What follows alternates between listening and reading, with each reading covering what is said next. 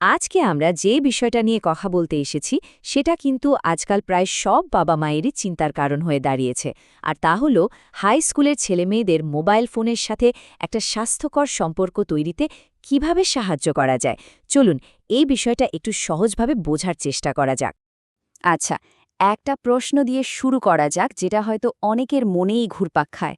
Mobile ফোনটা কি সন্তানের জীবনকে একটু বেশি নিয়ন্ত্রণ করে ফেলছে? এই চিন্তাটা যদি মনে এসে থাকে, তাহলে জানবেন যে এই উদ্বেগটা এখন অনেক অভিভাবকেরই। আর ভালো খবরটা হলো, এর সমাধানও কিন্তু সম্ভব। তো কোনো সমাধানের দিকে যাওয়ার আগে আমাদের আগে মূল সমস্যাটা বুঝতে হবে। মানে আজকের এই চ্যালেঞ্জটা ঠিক কোথায়, আর কেনই বা এটা এত বড় একটা ব্যাপার হয়ে দাঁড়িয়েছে। আজকের এই ডিজিটাল যুগে কানেক্টেড থাকা আর আসক্ত হয়ে যাওয়ার মধ্যেকার যে একটা সূক্ষ্ম লাইন, সেটা কিন্তু ক্রমশ ঝাপসা হয়ে যাচ্ছে। বিশেষ করে কিশোর কিশোরীদের জন্য এটা আরও কঠিন, কারণ তাদের সামাজিক জীবন, বন্ধুদের সাথে যোগাযোগ, এমনকি পড়াশোনা, অনেক কিছুই এখন এই স্ক্রিনকে কেন্দ্র করে ঘুরছে। তাই তারা সবসময় অনলাইনে থাকতে চায়। একটা ভয় কাজ করে, যদি কিছু মিস হয়ে যায়। তাহলে কখন বোঝা যাবে যে এই ডিজিটাল নির্ভরতাটা একটু বেশি হয়ে যাচ্ছে? মানে কোন লক্ষণগুলো দেখে সতর্ক হওয়া দরকার?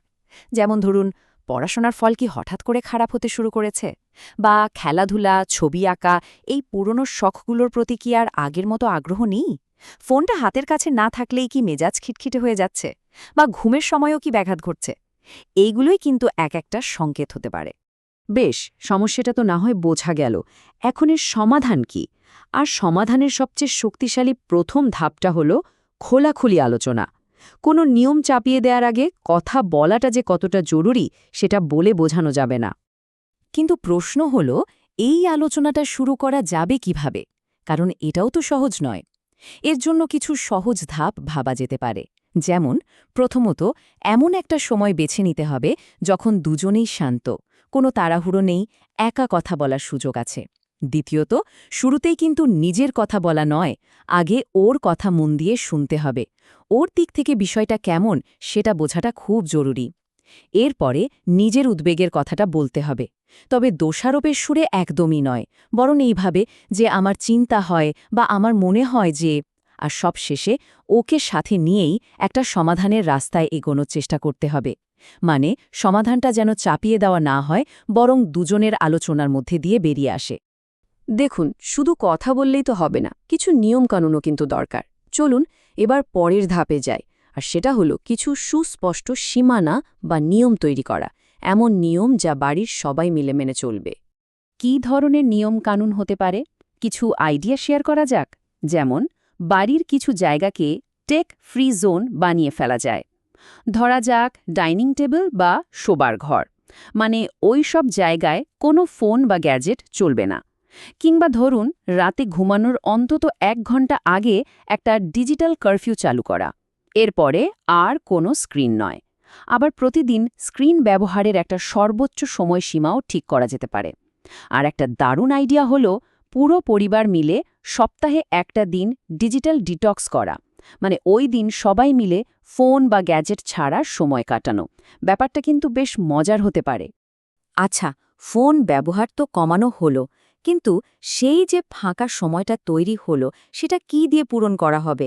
এটাও কিন্তু ভাবাটা খুব জরুরি।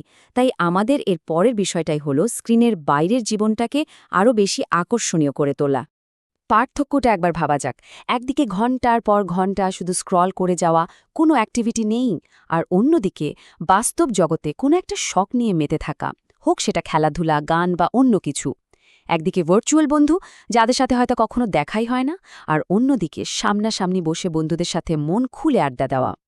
অনলাইনে আমরা সারাক্ষণ অন্যদের ফলো করি, তারা কি করছে দেখি, কিন্তু এর বদলে নিজেকে চেনা, নিজেকে আবিষ্কার করাটা অনেক বেশি জরুরি, তাই না? আমাদের লক্ষ্য হবে বাস্তব জগতের এই দিকগুলোকেই আরও বেশি আকর্ষণীয় করে তোলা। আর এখন আমরা আসছি সম্ভবত সবচেয়ে গুরুত্বপূর্ণ অংশে। এই সবকিছু, মানে এই কথা বলা, নিয়ম বানানো, এগুলো তখনই সফল হবে যখন বাবা মায়েরা নিজেরা এর উদাহরণ তৈরি করবেন।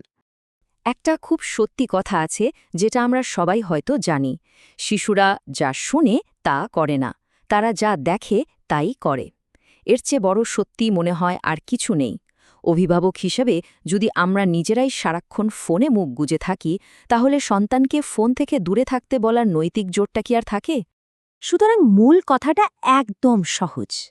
একজন অভিভাবকের নিজের ফোনের সচেতন ব্যবহার, এটাই সন্তানের জন্য সবচেয়ে শক্তিশালী উদাহরণ। এটাই কিন্তু আসল পরিবর্তনটা আনতে পারে।